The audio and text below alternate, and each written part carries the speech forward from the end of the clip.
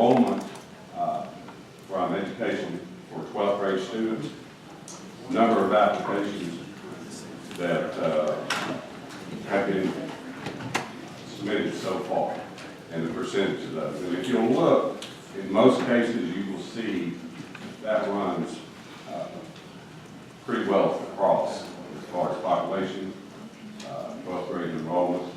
We will have a full report in August of all the applications and their status. Right now, we have about 10,000 students that are eligible and have been notified, but we're still processing. So that's where we're at. June 1 is the deadline for students to get their application in, their information in, and so at that time, we will have that.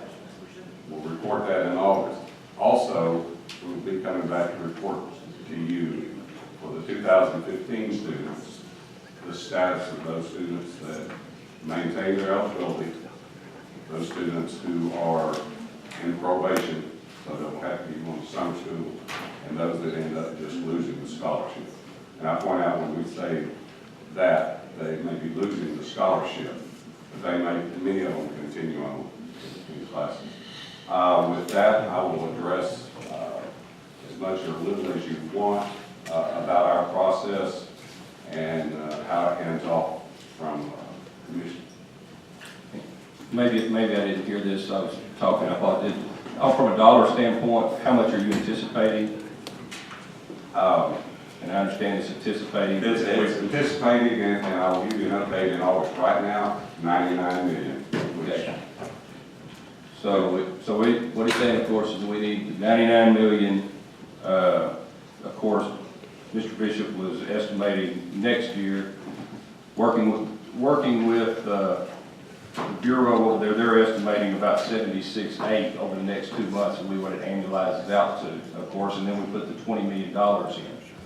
So, you know, if we want to say the 77 million plus the 20, you know, we made 97 million.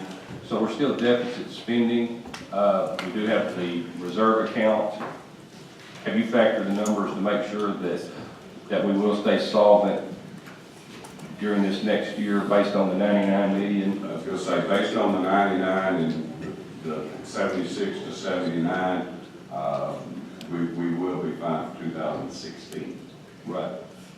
So I believe 76, and everything, like I said, it is going to fall between the 76 and the 77. It appears like I said, we do have an estimate of 76.8 members on one, and if you do the hand estimates, it's basically about the same, just a tad less. So, do the members have any questions of Mr. Criswell?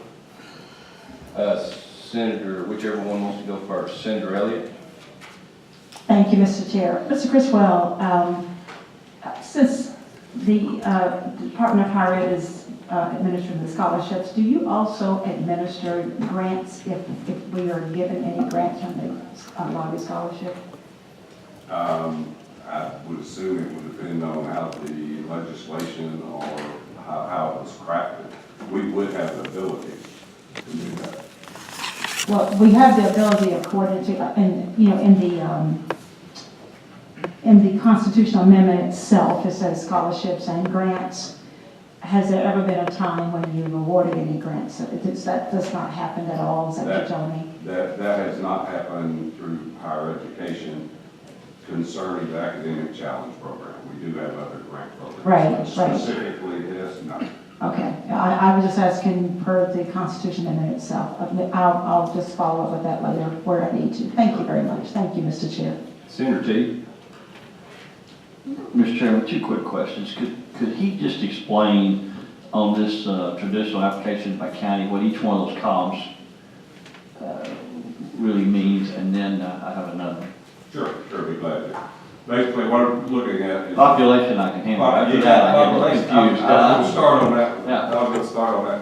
Basically, just took my census county population, came over and taken the percentage of the Arkansas County population to the state as a whole. So Howard County is 47% of the state's population. That's 47%. Okay. Then through Department of Education, we obtained the students per county that are enrolled in the 12th grade. At a later date, we will give you graduates, but right now all we have is the number enrolled. That, then you go to the percentage, and that's the percentage for that county versus the state as a whole. The percentage of the county population. Percentage of the number of students. Arkansas County had 207 students enrolled in the 12th grade for 14-15, and then 0.64% for the county for the 12th grade students as a whole. 0.64% of the total Of the 12th grade population. Right. Okay, For the thank whole you. 12th grade population. Then application, just the number, and then the first percentage, that is the percentage of applications Compared for to the total For application. the total for the Okay. state. The last one is looking at, you have enrollment of 207 students, 161 actual applicants, and that's your percentage for your county. Okay, that helped me. So I heard you say 99 million for 2016. It seemed to me that you made a point, 2016.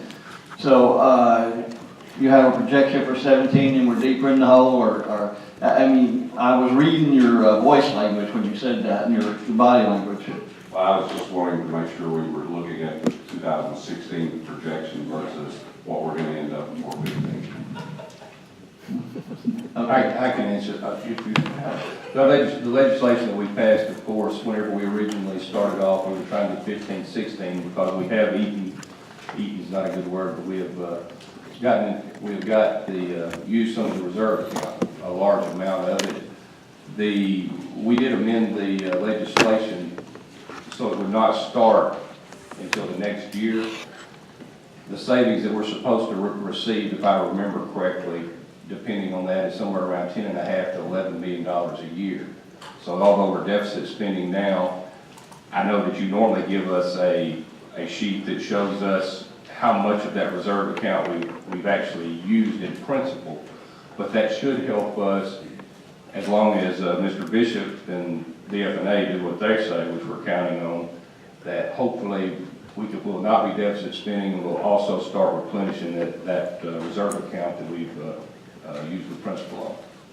Thank you, Mr. Chairman. Yes, sir. And if that would help, normally we would have a 17, normally we go out 4 years, but because of the change, we just don't know how to apply that. We will be giving you a report that will give you everything we know, which is going to be the retention after this year, and we'll project to that point. But because of that change, we have not done our normal 4-year run. I can understand. Representative Gray, did you have a question? Yes, thank you, Mr. Chair. Once monies are swept into that trust fund, how does it get to the student? Once the money is in the trust fund, let me back up just a little. What we do is, based on these applications that have just come in, plus the students that are in now, all of that is in our system. And we will be sending to the institutions these students that are going to be enrolled for next year. So that goes out there. They take that, and after their add drop date at each institution, they will send us back a file, and it will determine these students are here, they have the number of hours they need, these students are not. At that time, we take all of that, and then we'll request to the commission a transfer for 40 million, 50 million, whatever we would need, based on all the students. We request that transfer. That is transferred direct to a cash banking account. It never goes into Treasury. It is separate. At that point, once those funds are received and those rosters are verified that that student has showed up at the correct school, has the hours, then those funds are transferred to the institution direct in that student's name. Okay.